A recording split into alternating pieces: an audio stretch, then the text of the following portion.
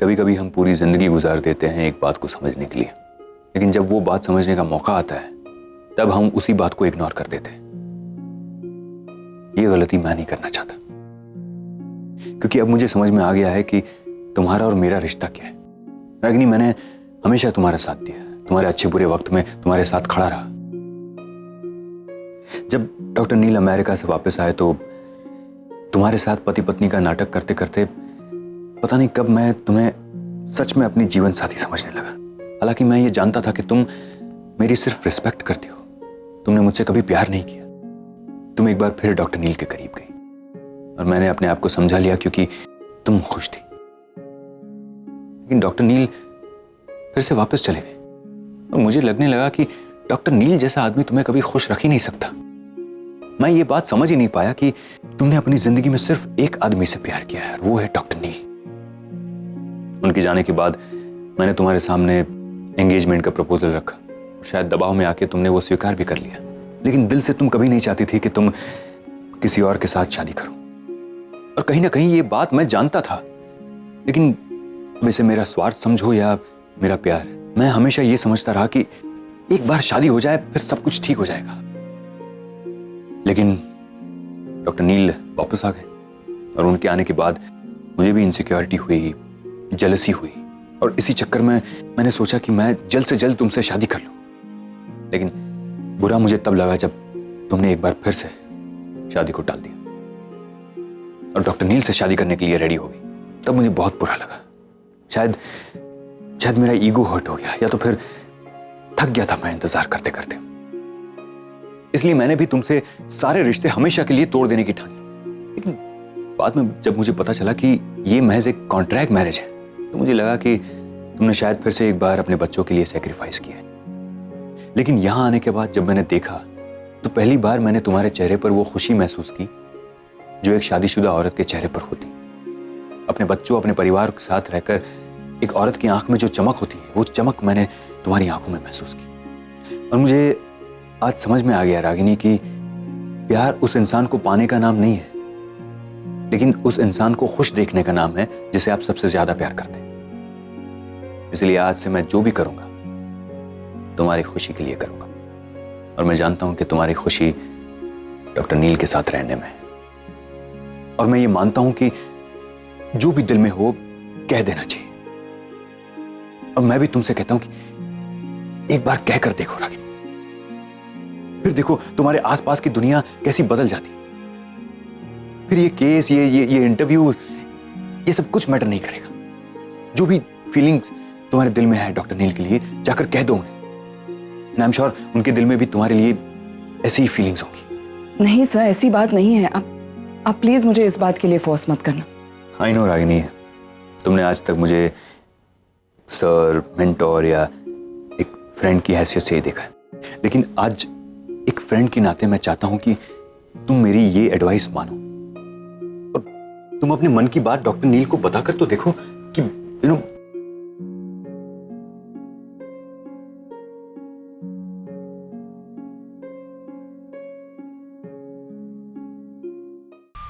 निवेदिता है ना, उसके पास एक ऑडियो क्लिप है। शादी के दौरान जब वो वहां पे आई थी तब मैंने और नील ने उससे बात करने की कोशिश की थी। उसने धोखे से मेरी और नील की कुछ आवाज़ रिकॉर्ड की है। उसमें नील ने उसे कहा है कि उसके और रागिनी के बीच में कॉन्ट्रैक्ट मैरिज हो रही है। निशी और जिग्नेश के लाइफ में जो प्रॉब्लम हो रही है, वो दोनों सेपरेट हो गए थे। जैसे निशी और जिग्नेश के बीच में सब कुछ ठीक हो जाएगा तो ये कॉन्ट्रैक्ट मैरिज खत्म हो जाएगी और वो निवेदिता से शादी कर लेगा। और ये सारी बातें निवेदिता ने रिकॉर्ड कर ली। और ये सारी बातें पैम तो मुझे आज बता रही है। कमाल करते हो यार पैम, इतनी बड़ी बात। आप बेचारे बच्चे मेहनत कर रहे हैं, दिन रात कोशिश कर रहे हैं कि सब ठीक हो जाए, उनको ये बात मालूम चलेगी तो उन पे क्या गुजरेगी। एग्जैक्टली आरके, मैं भी तो वही सोच रही थी। इसीलिए मैंने सबसे पहले उनको ये बात नहीं बताई, क्योंकि वो लोग इतनी मेहनत नहीं करते। और मैंने भी अपने लेवल पर टैकल करने की कोशिश की है। ऐसा नहीं है कि मैं हाथ पे हाथ धरे बैठी हूँ। मैंने निवेदिता को इस तरह से भड़का दिया कि उसने जाके मेरी वजह से वो टेप्स टेस्ट के लिए दी है। इसीलिए उसने पहले दिन वो इन्वेस्टिगेशन टीम के सामने नहीं रखी। तो मैं अपनी तरफ से कोशिश कर रही हूँ। लेकिन पैम ये बात इतनी लाइट लेने वाली नहीं है। तुम्हें पता है, बच्चों को ना सही लेकिन कम से कम नील और रागिनी को हमें ये बात बतानी ही पड़ेगी। उनको मालूम तो होना चाहिए ना। इन्वेस्टिगेशन के बीच में अगर ये बात आ गई कहीं से तो वो कैसे फेस करेंगे उसको। एग्जैक्टली मैं भी यही सोच रही हूँ और मुझे भी ऐसे लगता है कि हमें ये बात उन्हें बता देनी चाहिए। मुझसे तो कोई सोल्यूशन निकल नहीं रहा है, मेरे ख्याल से वही लोग सोल्यूशन निकाल देंगे। डॉक्टर अमन, आप यहाँ मेरे मतलब रागिनी के बेडरूम में क्या कर रहे हैं? बातें मतलब मैं बाहर बच्चों को मिलने आया था। बच्चों को मिलने आए थे तो यहाँ? मतलब हम ऐसे ही बातें कर रहे हैं, इधर उधर की बातें। क्या? यही मैं रागिनी को बता रहा था कि वो बारिश होने वाली है। ये देखिए कमाल है नहीं? मतलब मैं जब आया था तो कड़क धूप निकली हुई थी, अब बारिश। ये मौसम का भी कुछ ठिकाना नहीं। सिर्फ बादल है, बारिश नहीं होगी। क्या क्या क्या कह रहे थे आप? कुछ कह रहे थे? नहीं मतलब मैंने ऐसा कहा? मैंने कब ऐसा कहा? नहीं मैंने ऐसा मुझे कहा? नहीं, आप मुझे बताने वाले थे कि आप रागिनी को कुछ कह रहे थे। वो तो रागिनी आपसे कुछ कहना चाहती है। तो कह दो जो भी कहना है। आप बात कर लीजिए, मैं चलता हूँ।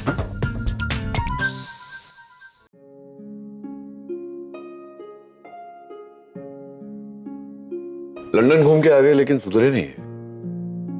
क्या कह रहे थे डॉक्टर अमन? अभी भी बहकी बहकी बातें करते हैं। क्या बताना चाह रहे थे? कह रहे थे तुम कुछ बताना चाहती हो। एक्चुअली वो इस इन्वेस्टिगेशन में हमारी मदद करना चाहते हैं, इसलिए इंटरव्यू में जो भी सवाल पूछे जाएंगे उसकी लिस्ट लेकर आए थे हमारे लिए। कहीं ऐसा तो नहीं कि गेम खेल रहे हैं कोई हमारे साथ? गेम खेलना इन्हें आता ही नहीं है। बहुत ही सीधे और सच्चे इंसान है, जो सही लगता है बस वही करते हैं। ये इस इन्वेस्टिगेशन में निवेदिता का साथ देना सही लगा था उन्हें? वो निवेदिता के साथ कभी थे ही नहीं। वो यूएस गए थे अपने हॉस्पिटल के किसी काम के लिए। वहाँ उनकी मुलाकात इस इन्वेस्टिगेशन टीम के साथ हो गई और उन्होंने इन्हें इंक्लूड कर लिया अपने साथ, क्योंकि वो जानते थे कि तुम उनके हॉस्पिटल में काम कर चुके थे। सो वो प्रोफेशनल लेवल पर निवेदिता के साथ है, लेकिन as a friend personal level पर वो हमारी हेल्प कर रहे हैं। श्योर कोई और कारण नहीं था डॉक्टर अमन के सब करने की? और क्या वजह हो सकती है? लुक नचिकेत, डॉक्टर अमन सिर्फ मेरे दोस्त है, मेरे मेंटोर है और मेरे गाइड है। इससे ज्यादा ना वो कभी मेरे लिए कुछ थे और ना ही होंगे। ये तो मैं जानता हूँ, सोच रहा हूँ कि फिर इस तरह नर्वस होकर भाग क्यों गए? शायद डरते हैं तुमसे। उतने डरते हैं?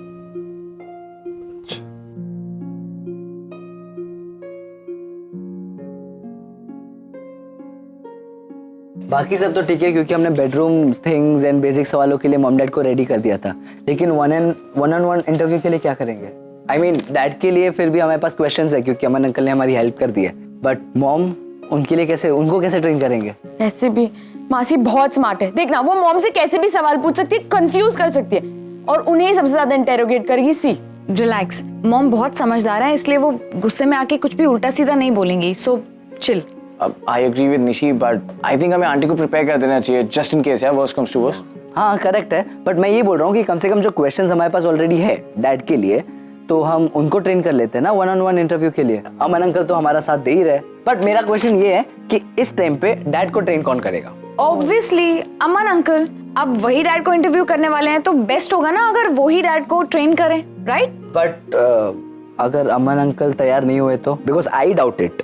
तू पॉजिटिव सोचना, वो करेंगे, और अगर उन्होंने नहीं किया तो तू इंटरव्यू लेगा। मैं क्यों? हाँ ऑब्वियसली, क्योंकि आइडिया तो तुमने दिया है, तो अगर अमन अंकल नहीं माने तो तुम ट्रेन कर देना। अरे हाँ, अब तो तुम्हें ही करना पड़ेगा। अरे तुम लोग ना बहुत चीटिंग करते हो यार, तुम लोग ना गैंग अप करके ना मुझे हमेशा पसंद देते हो। I don't like this. करना तो अरे यार ओके सुपर। अरे जिग्नेश, तुम यहाँ क्या करो? निशी से मिलने आए हो क्या? हाँ उससे मिलने तो आया ही था, लेकिन मुझे तुमसे भी कुछ बात करनी थी। हाँ बोलो ना। वो मैंने इन्वेस्टमेंट की बात की थी ना। हाँ? लेकिन अभी एक प्रॉब्लम है। क्या हुआ? वो जो पैसे थे ना, मॉम ने देने के लिए इनकार कर दिया। वो समझती कि मैं वो पैसे बर्बाद कर दूंगा। मैं आज छोटा बच्चा थोड़ी हूँ। मैंने सोचा था 5 लाख के बजाय मैं 10 लाख इन्वेस्ट कर दूंगा, जो महीने में डबल हो जाएंगे। जिग्नेश मैं समझ सकता हूँ, क्या ना कि हर माँ बाप की एक ही प्रॉब्लम होती है, इसलिए तो मैंने कोई दूसरा तरीका अपनाया कि मैं पैसे इन्वेस्ट करूं, क्योंकि मुझे पैसे इन्वेस्ट करना बहुत जरूरी था। दूसरा तरीका क्या तुम मुझे वो दूसरा तरीका बता सकते हो? देखो मुझे भी अपने आप को प्रूव करना है। देखो अब तुम मेरे बहुत अच्छे फ्रेंड बन चुके हो और मुझे तुम पे पूरा भरोसा है। प्लीज मुझे भी वो तरीका बताओ। सॉरी, लेकिन मैं तुम्हें उस बारे में नहीं बता सकता, क्योंकि डिस्कस करके कोई फायदा नहीं है, तुम उसको नहीं अपना सकते बेसिकली। एंड जिग्नेश, मैं तुम्हारी प्रॉब्लम समझ सकता हूँ, लेकिन अगर तुम खुद अपना रास्ता नहीं चुन पा रहे हो तो पैसे इन्वेस्ट ना ही करो, ये बेटर रहेगा तुम्हारे लिए। ठीक है ठीक है ठीक है आरव, अगर तुम मुझे अगर वो नहीं बता सकते हो कोई बात नहीं, तो कुछ तो बता सकते हो। देखो यार मुझे भी अपने आप को प्रूव करना, कुछ तो होगा। अगर तुम्हें मुझ पर भरोसा हो तो। जिग्नेश, बात भरोसे की नहीं है, बात उस प्रॉमिस की है जो मैंने अपने आप से किया है। हाँ, मैं तुमको बता भी दूंगा तो तुमको यही लगेगा कि मेरा रास्ता गलत है। हाँ, मेरा रास्ता जरूर गलत हो सकता है, लेकिन मेरी इंटेंशन बिल्कुल गलत नहीं है। जिग्नेश, मैं तुम्हारी प्रॉब्लम समझ सकता हूँ, लेकिन प्लीज मेरी प्रॉब्लम समझने की कोशिश करो। हाँ, और मैंने तुमको प्रॉमिस किया तो है कि जैसे ही मेरे पैसे डबल हो जाएंगे मैं सबसे पहले आके तुमको बताऊंगा। एंड आई प्रॉमिस, मैं तुमको ही बताऊंगा। लेकिन इस टाइम मैं तुम्हारी कोई हेल्प नहीं कर सकता, प्लीज मुझे समझने की कोशिश करो। सॉरी।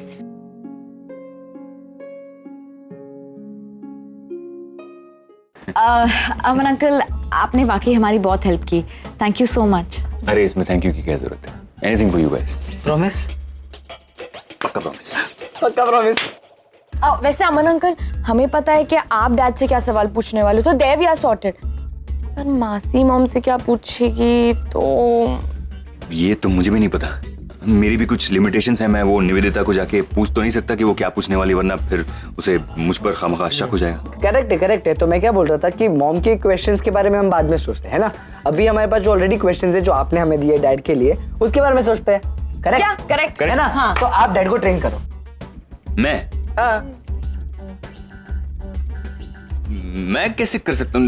लेकिन नहीं, ये नहीं होगा। अरे नहीं, देखो फाइनल इंटरव्यू आप करने वाले, तो रिहर्सल भी आप कर लो तो कंफर्टेबल हो जाएगा ना सब कुछ। एक मिनट, सब कुछ मैं क्यों करूं? मैंने क्वेश्चन तो दे दिया ना, सब खत्म हो गई बात। फिर वहां पे इंटरव्यू ले सकते हो तो यहाँ पे क्यों नहीं? अरे वहां की बात और है, यहाँ की बात अलग है। मैं नहीं कर सकती। I can't do this. I can not, I don't want to do it. Aman uncle, अभी 1 मिनट पहले आपने मुझे प्रॉमिस किया था। नाटक? अब प्रॉमिस किया था तो क्या कुछ भी करवाओगे? अमन अंकल, प्रॉब्लम क्या है? आप डर रहे हो क्या? एक्सक्यूज मी डॉक्टर कार्तिक, ये आप मुझे कह रहे हैं? आप तो उनके सामने खड़े भी नहीं रह सकते।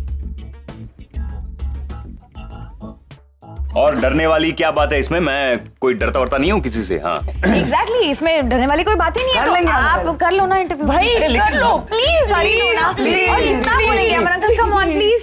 ओके। अबे आप भी रिहर्सल करो। ये कहाँ फंसा दिया बच्चों ने मुझे। अरे डॉक्टर नील, कैसे हैं आप? बैठिए ना, बैठिए।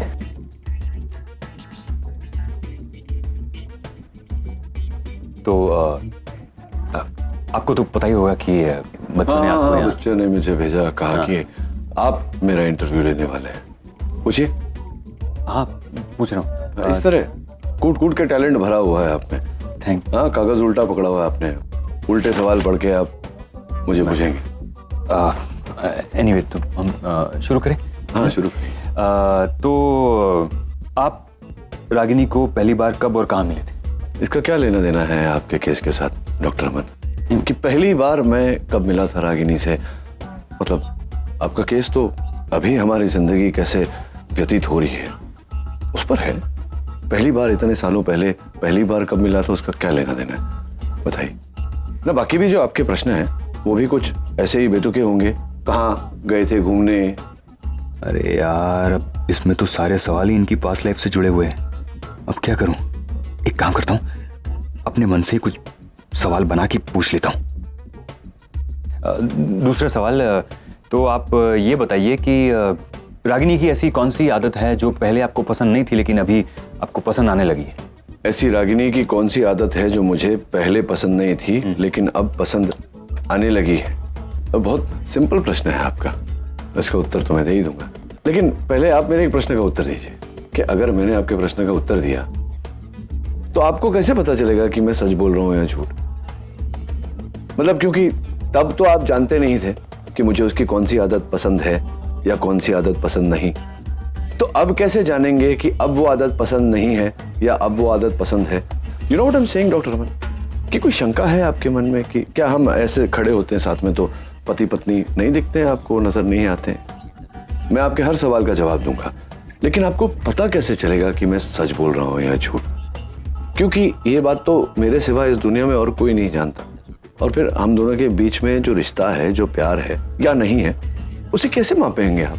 कोई तो एक बैरोमीटर, एक मापदंड आपके पास होना चाहिए। है नहीं मतलब वो सवाल इसमें लिखा है, इसमें तो नहीं, लेकिन फिर आप पूछेंगे कि उस समय जब आप मिले थे तो रागिनी ने कौन सी साड़ी पहनी थी, रागिनी को आप पूछेंगे कि मैंने कौन से रंग का कमीज पहना था, वो चाहे लाल साड़ी पहनी हो या हरी या नीली या कोई भी, मैंने सफेद शर्ट पहना हो या काला, उससे रिश्ते पर क्या असर पड़ता है? एक मिनट डॉक्टर नील, आप मेरा इंटरव्यू ले रहे हैं या मैं आपका इंटरव्यू ले रहा हूँ? नहीं, ले तो आप रहे हैं। तो फिर आप मेरे सवालों का जवाब दीजिए ना। आप मुझे सवाल पे सवाल पूछे जा रहे हैं। आप मुझे बताइए कि आपने लास्ट टाइम रागिनी को आई लव यू कब बोला था?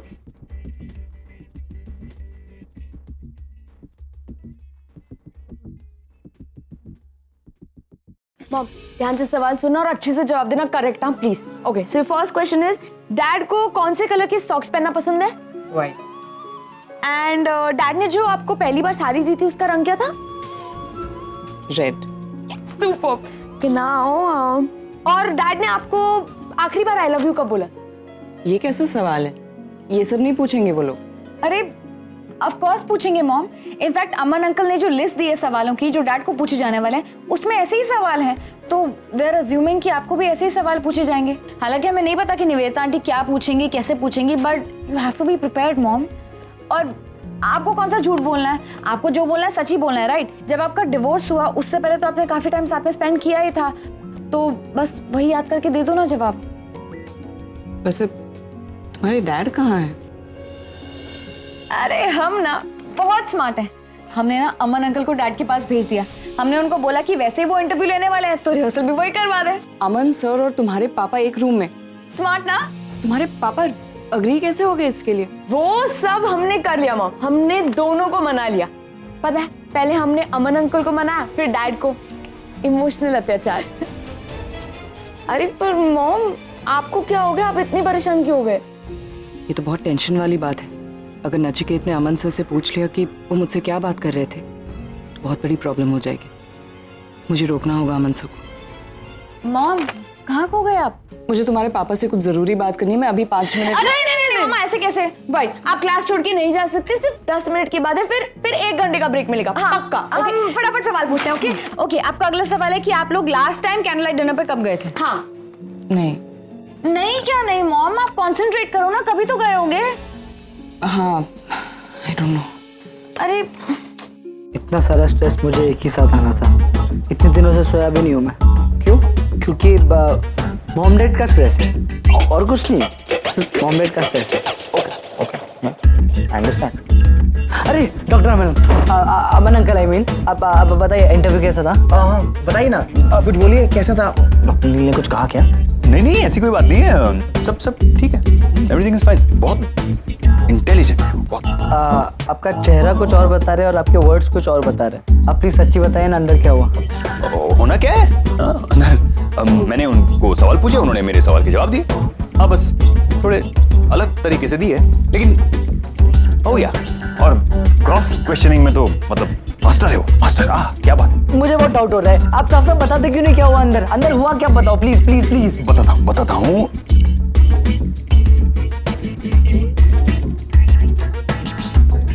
लेकिन मैं भी कुछ कम नहीं हूँ। मतलब वो अगर डॉक्टर है तो मैं भी डॉक्टर हूँ। मैंने उनको मतलब लास्ट में ऐसा सवाल पूछा क्योंकि बोलती मत। अच्छा क्या था सवाल? मैंने उनसे पूछा कि उन्होंने रागिनी को आखिरी बार आई लव यू कब बोला था। वो आपने डॉक्टर नील से सीधा ही पूछ लिया? इफ यू डोंट माइंड, उन्होंने क्या कहा? वापस चुप हो गए, मेरे को टेंशन हो रहा है। नहीं, उन्होंने कहा कि मेरे और रागिनी के रिश्ते में शब्दों के जरिए प्यार जताने की जरूरत नहीं है। हम दोनों के बीच प्यार का एहसास ही काफी है। हम दोनों एक दूसरे की जिस तरह से केयर करते हैं वही अपने आप में एक प्रमाण है कि हम दोनों एक दूसरे से प्यार करते हैं। एक दूसरे के लिए बने हैं और जिंदगी भर एक साथ रहने वाले हैं। हमें ये सब फॉर्मेलिटीज की जरूरत नहीं है और ना ही हम किसी को कुछ प्रूव करना चाहते हैं। यही कहा।